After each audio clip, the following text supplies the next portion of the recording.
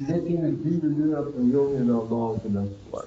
E para është njohja e Allahut të Lartësuar përmes krijesave të Tij, përmes shenjave në krijesat e Tij, siç ka thënë në Kur'an: "Wa min ayatihi khalqus samawati wal ardi wama batha fihima min dabba." Ndër shenjat e Tij, ndër argumentet e Tij është krijimi i qiejve dhe i tokës dhe gjallësat që ai i ka shpërndarë në tokë. Pra, krijesat janë shenja që tregojnë për krijuesin.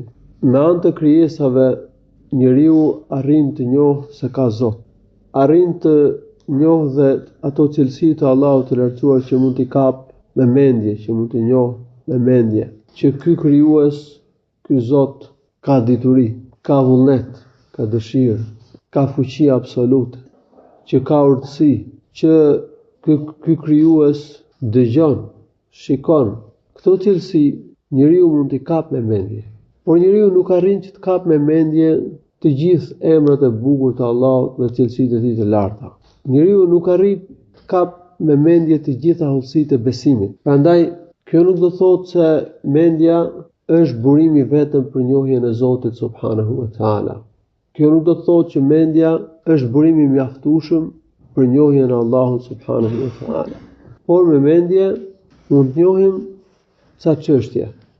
Mund të marrim një njohje të përgjithshme të krijuesit. Pastaj, për të njohur detajet e besimit, emrat e bukur të Allahut, cilësitë e Tij të larta, veprat e Tij, për të njohur se çfarë kërkon Allahu prej nesh, çfarë përgjegjësie kemi para Zotit, për çfarë qëllimi ne ka krijuar Allahu, çfarë urdhrash ne ka dhënë Allahu, çfarë gjërash ne ka ndaluar, patjetër duhet që t'i referohemi Kur'anit dhe Sunetit.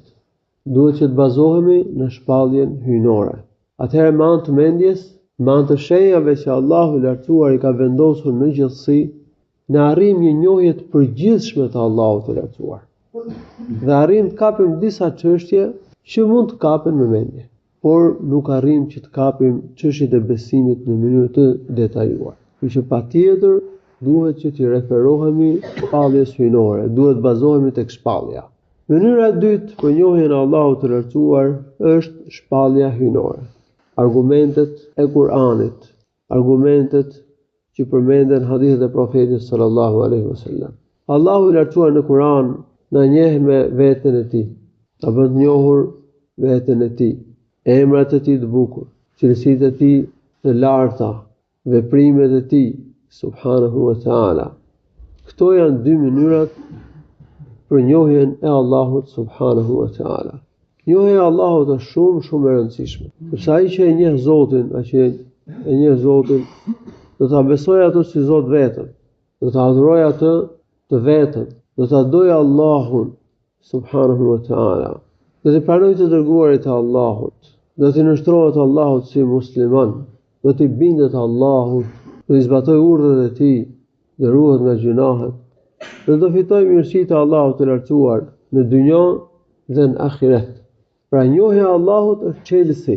Edhe ne e njohim Zotin, sikur të thamë, përmes shenjave, përmes argumenteve, shenjave që Allahu i ka vendosur në gjithësi dhe argumenteve të Kuranit dhe Sunetit Profetit sallallahu alaihi wasallam. Allahu ju shpëlbeft mira. Alhamdulillahi rabbil alamin. Sallallahu wasallam ala nabiyyina Muhammad.